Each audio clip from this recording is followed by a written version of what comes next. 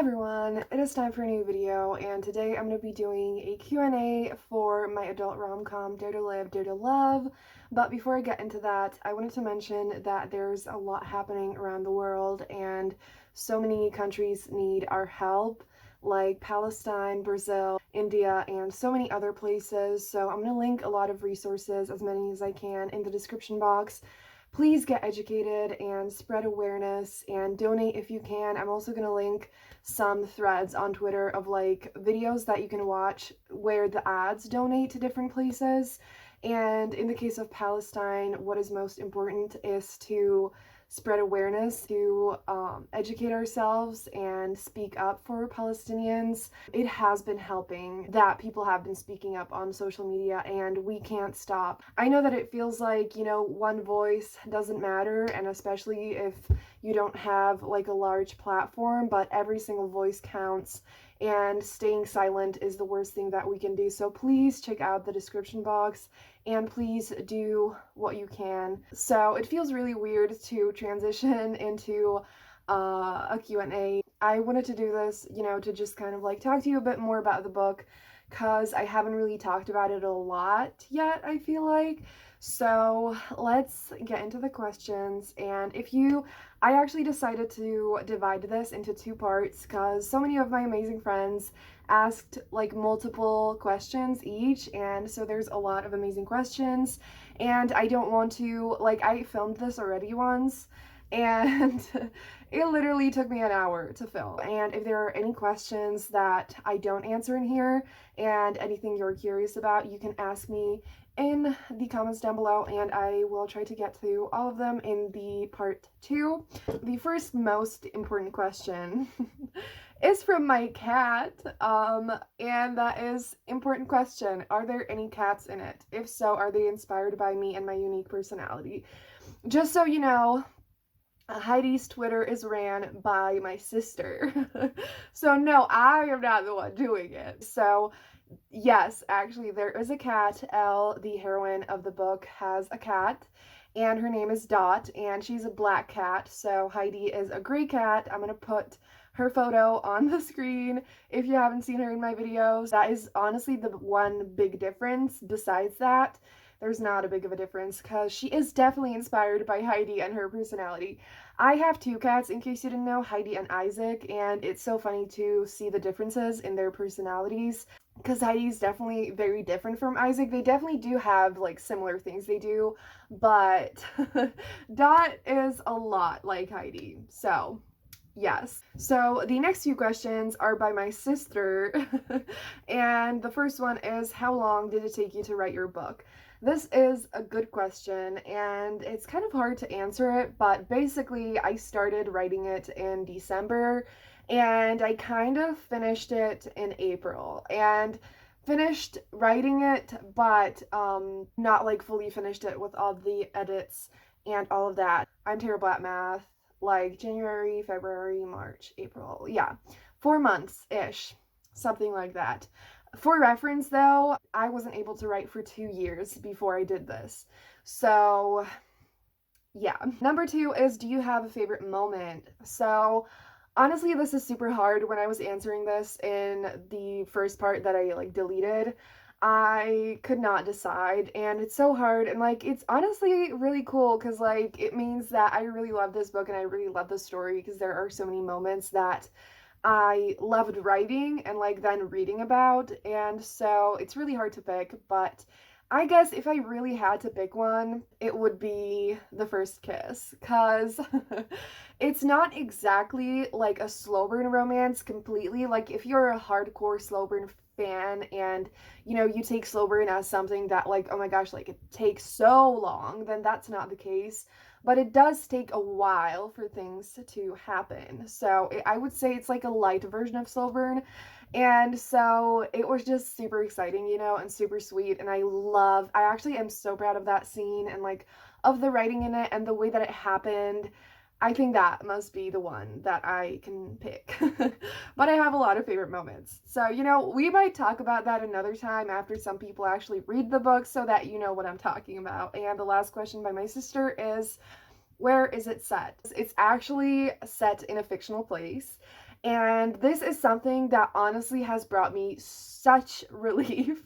Because one thing that literally held me back from writing contemporary books was that I did not have a fucking clue where to set it. Everything felt wrong. Like, I couldn't set it in any place in Europe because just that doesn't feel right to me. To, like, just the vibes don't feel fitting for my books, but at the same time, any place in the US. I've literally been to the US once. I went to New York once, which, like, I would love to write a book set in New York. But I know that, like, New York is super common, and, like, New Yorkers are always very picky with, like, you know, how it's written. And I don't mean that in a negative way at all. I just, like, would feel really weird about writing that. So, you know, but it's set in a fictional place. It's basically like a big-ish city, not like the biggest city, but it's a city. And it's also close to the sea, and it doesn't really have a name officially, but it's fictional. And yeah, it's just honestly, like, I don't know. I'm not like the biggest place person. Like, it's not the thing that I care about the most, but I also want to be able to, like, you know, like, reference coffee shops and restaurants in different places that, like, I want it to be, like, accurate. And if I were to set it anywhere, like, that's real, it would just be so exhausting for me. And I hate research. It's literally so exhausting and painful for me. So this is, I just feel like, the best thing for me to do. So moving on to the next question, it is by one of my amazing friends, Sasha. It is, do you have any fan casts for your characters, and how did you first come up with the idea for the book? I didn't really have one when I was writing the book necessarily, because the way that I imagine characters is, like, I either imagine them, like, completely on their own, like, just, I can see them clearly, but, like, not as a person that exists. Or sometimes I see a celebrity or just, like, a picture of someone online, and the way that they look, I'm like, oh my gosh, wait, they're this character. And that usually happens earlier in the process. And so after that, I do imagine that person, if that makes sense. But it still usually blends a little bit with some extra, like, imagination things that make them unique. And yeah, but when I was sending references to the cover designer of my book, the wonderful Lenny Kaufman, you know, when you commission art, you need to give them references. And I don't know if you necessarily have to, like, send, like, a picture of someone, like a celebrity or anything, but I felt like that just made sense to me.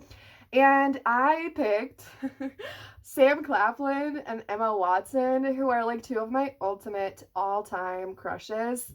But I specifically picked, like, for Sam Claflin, I had this specific one picture that I felt like had the perfect Dylan vibe, and, like, the appearance and everything was super accurate, still mixed in with some uniqueness. And then Emma Watson, I sent one picture, I'm again gonna insert it on the screen, that I felt like was the perfect vibe. Yeah, but honestly, Lenny seriously did the most incredible job at, like, keeping it true to those references, but making them unique, and they just look perfect. I have them on my screen, on my laptop, and they're just perfect. So that is that. And the second question, how did you first come up with the idea for the book?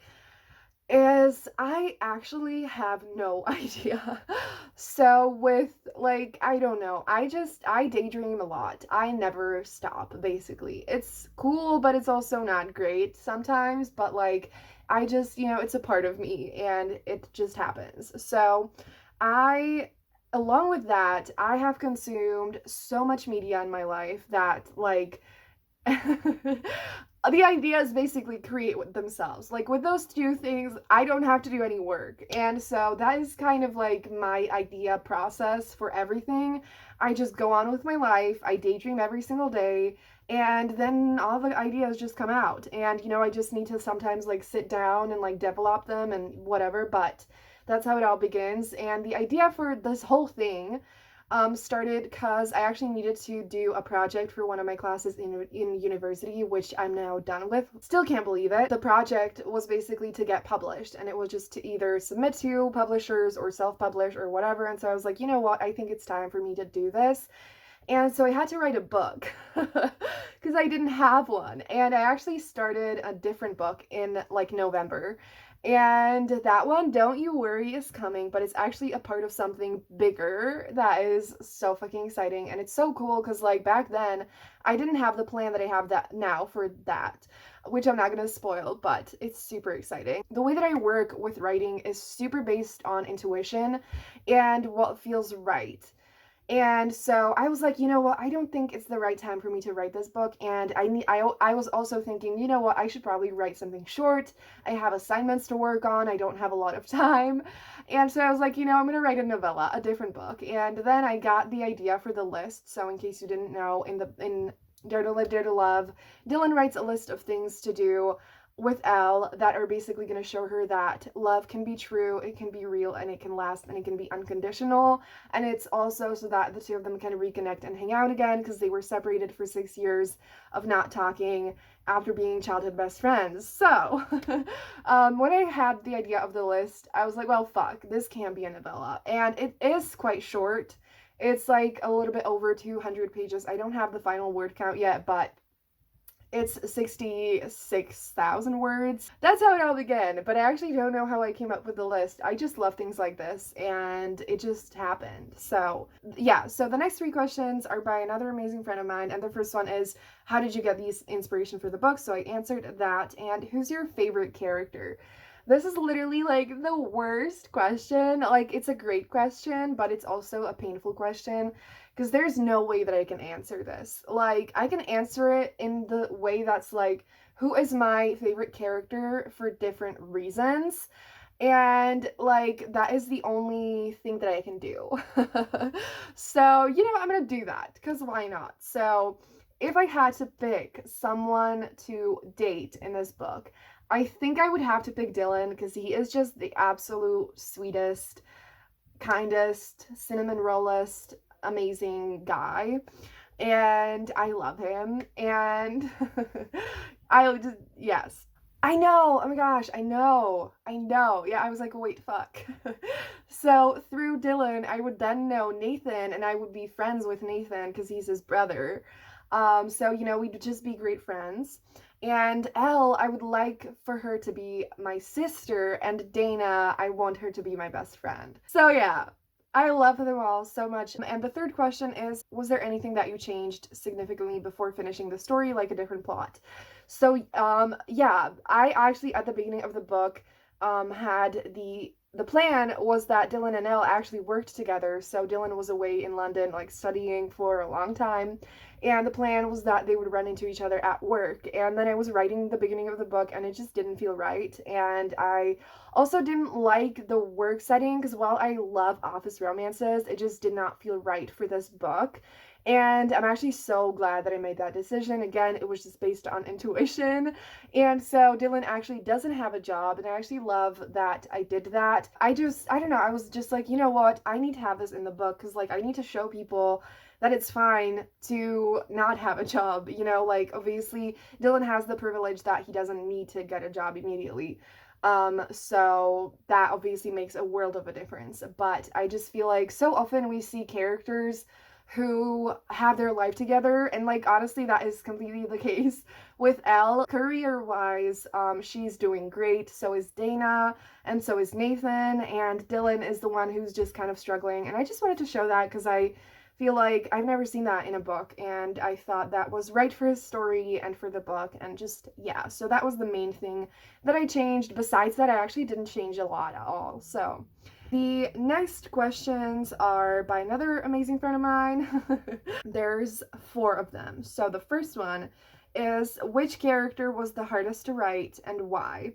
So I thought about this last time when I was answering the questions, and I actually, I can't decide because this book was honestly the easiest book that I've ever worked on. I have worked on a lot of books, actually hardcore worked, officially worked, more than just thinking about and writing a little bit worked. I have worked on, including this book, 6 books, I think. I'm terrible at counting, and but roughly, let's say that. And so all the books that I wrote before this were so much more difficult and just to write and to like figure out and everything. And I actually did have like a major light bulb realization awakening when I was writing this, related to how I thought about plot and plot structure, and it changed my life completely. So I think I'm gonna get into that later, but thanks to that, like, I don't know, it just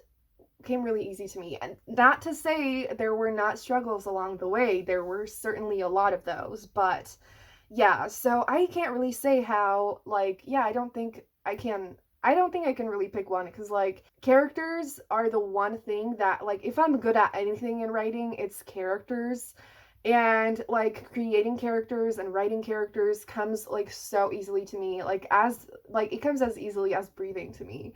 And hopefully it's actually good, but the way it feels is like honestly like coming home and literally like hanging out with my best friends. The second question is, how did you decide the names of the main characters?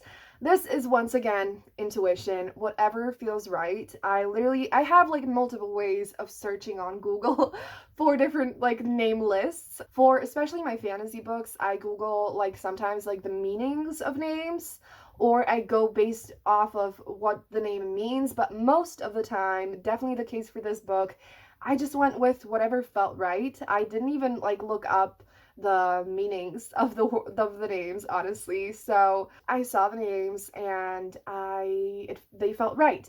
And my way of like determining if something feels right, usually it's like if I hesitate, if I'm not sure, if I question it, then it's not right. And if I stop questioning it, if I'm like yes, then that's when it is right. The third question is, how many words do you usually write in one day week? So this is a great question. And it's really hard for me to answer, and like it actually it's crazy because like I don't actually know. And I really need to focus on it a little bit more and like maybe write it down and figure it out, how like what the average is. Because the way my brain works is I can't write every single day. That is just not something that I can do. I do want to build up to that now that I want to treat writing more seriously and actually, put up a lot of books and write books for people to enjoy. But I don't think I can write every day all the time. First of all, my brain works best later in the day. Second of all, if my brain is just not there, it's not there. I can write like 10 words and I can't do anything else. But then if my brain is like, oh yeah, we're doing this, I can write 3,000 words in a row. Last week for one of my books that I'm not gonna tell you about yet, I literally wrote 7,000 words, which is super rare, just putting that out there. Super rare. Don't know when the last time that happened was, but if I just get into a book, like it's really hard for me to stop. But then at the same time, there's the opposite of that where I can't get into it at all. So it kind of balances out to like an average amount. If I sit down to write and I can do it, then I write like 2,000 to 3,000 words, or like 1,500 to 3,000, I would say. I think that is the average, but not every day. And the last one is, do you go back to edit after finishing a chapter, or do you edit when everything is written? So I actually kind of do a mixture of both. So before this book, I kind of just tried to do the latter, which is to write the whole thing before editing, and I still do kind of like doing that, but that works for me and doesn't absolutely mean that it can work for everyone, because I do think this is something that is super different for every person, but it just works. Like when I'm drafting, I just need to let it all out. And the way that I did it in this book was that I wrote the beginning, let's say the first 6 chapters or something, and then I sent it out to beta readers. And so I kind of edited that at least once to make sure that it all made sense and was good enough to be sent to beta readers. And then I edited that, and then I kept writing, and actually, like, it was such a good decision, because multiple of them, like, suggested things that made me realize some things that were important when I kept writing after that. And so I do think that was really helpful, and that in the future I do want to do that, like, with definitely not each chapter, but like with a chunk of the beginning, to just give it to people and see how they feel about it, because I do think the beginning is more important. And after that, I didn't really edit as I went on, because I felt like I really got into the swing of things, and I really just was like on the same wavelength with the story, and it just worked really well. Because like the thing that works well for me for editing is to take a break from the book for a while. I just feel like it makes it, you know, because of when I take a break, I kind of forget some details, and I kind of like, when I get back to it, I can be a bit more of a reader as opposed to just a writer, which means that I can see issues in it clearer. And so I think that is what works best for me, but probably not just that I write the entire thing and then, you know, but definitely not that like each chapter I edit. I just feel like that would slow me down and would not work for me, but I do know that some people do it that way, and then when they're done with the book, it is much cleaner, and you know, it all is like already more put together, and you don't have to work as hard to edit it after that, if that makes sense. But yeah, you know, if you're a writer and if you aren't sure what to do with that, then I would just say experiment and try to see what feels best. And you know, it's also completely fine in general with everything to have a different process for different books. um so just, you know, try it out. Don't feel like anything is wrong or right. Whatever works for you is the thing that is right. So I've not been talking for too long, so let's do another set of questions. And yeah, all of these are actually by my amazing friends. So yeah, thank you all so much. I love these questions too, and I love talking about writing. So what was your favorite scene to write? I kind of already said that with the favorite moment. Besides that, I would say like the time in the book where the two main characters finally face their feelings and think, well, fuck, I really want to be with this person, and like this is happening. I think that was like the most satisfying, beautiful moment. And it wasn't exactly a scene because it happens gradually, and like both of the two main characters have, like, each of them processes it differently. So it wasn't exactly one scene, but kind of like the scene technically, you know, where they're like, both of them know that like we're doing this. What was the hardest scene to write and why? Um, I think the hardest thing to write was the steamy scenes in this book. Whenever I wrote before, I wrote in the way that I was like just writing for myself. What is my hair doing? Like, oh my god. But when I was writing this book, I was suddenly like, well, you know, this is gonna be published. People are actually gonna read it, and specifically people I know are gonna read it. Probably. So I could not fully get that out of my head.